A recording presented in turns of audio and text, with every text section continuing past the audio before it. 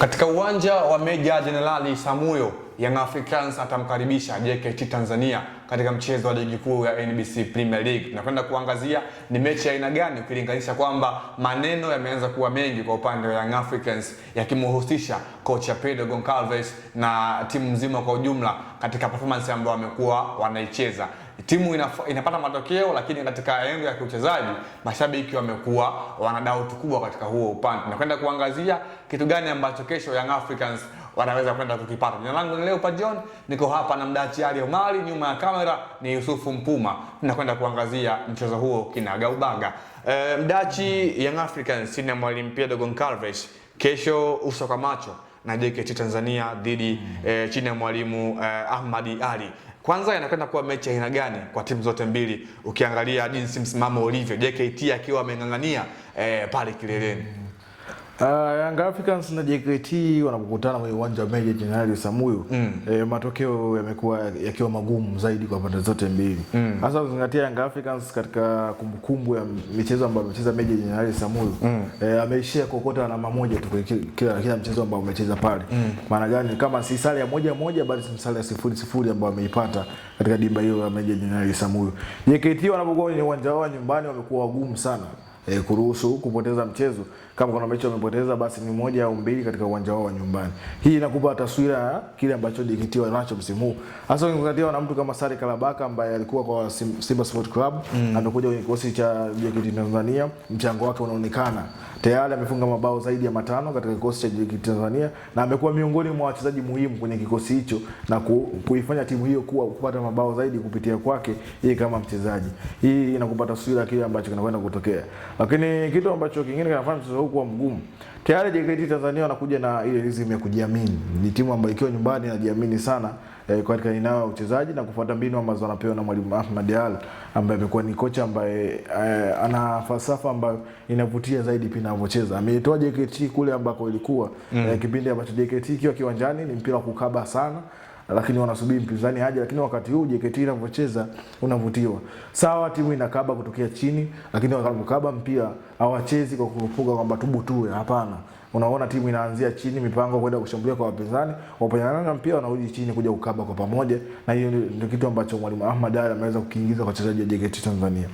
Lakini pekee kwa Young Africans wamekuwa wakishinda michezo yao, lakini pia namna ambavyo wanashinda kitu ambacho kimekuwa kikiwatatiza wengi, kwamba ndio timu inashinda, inapata matokeo, lakini hii style ya uchezaji ambayo timu inacheza, kuna siku ambayo mbinu za mwalimu zitakwenda kudondoka na timu ikapoteza alama zaidi ya 1 ama ikaweza kupoteza mchezo kabisa kwa kupoteza alama 3, kitu ambacho kwa timu ambayo inaenda kulingania kutafuta ubingwa si kitu kizuri. Kwa hiyo mwalimu Pedro Goncalves anatakiwa kujua na kupitia kitabu cha JKT Tanzania na Young Africans kipoje wanapokutana Meja Jenerali Isamuhyo, inakupa picha kwamba ni kitabu ambacho kinaeleza magumu ambayo yamekuwa yakipitia pindi timu hizi zinapokutana.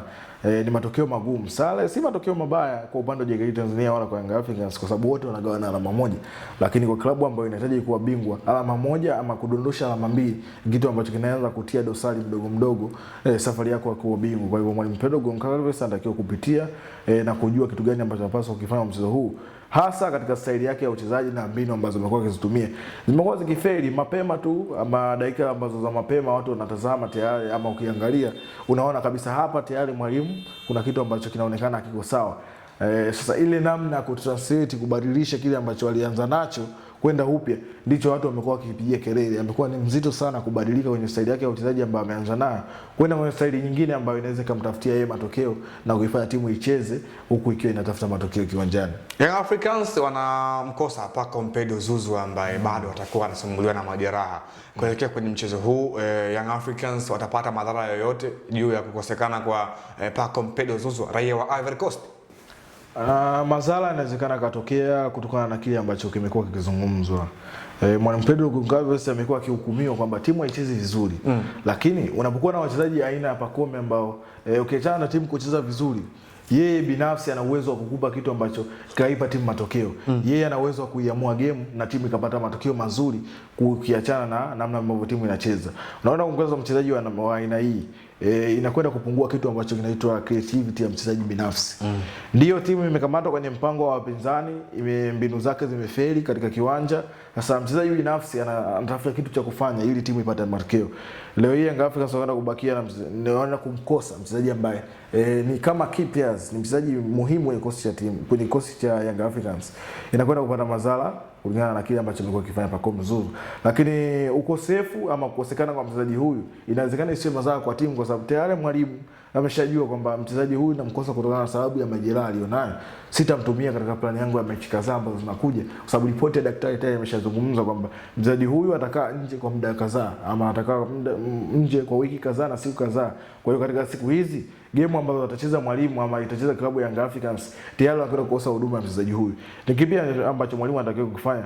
Ni kujua ni plani gani ambayo itaenda kutumika ama ataenda kuitumia ili pengo la mchezaji huyu lisionekane kwa kiasi fulani, japokuwa linaweza likaonekana, lakini kwa namna ambayo wachezaji wanaocheza wasionekane upungufu kwamba ndio Pacome hayupo, lakini timu inacheza na kupata matokeo. Kwa sababu kila mchezaji aliyepo kwenye kikosi cha Young Africans amesajiliwa kwa ajili ya kuja kuitumikia jezi ya Young Africans na kuweza kuipa matokeo. Kwa hivyo ni mwalimu anatakiwa kujua mpango kazi ambao hautaonyesha ama watu hawataona ukosefu wa mchezaji huyu kulingana na namna ambavyo anakwenda kucheza kama na timu yake katika kiwanja.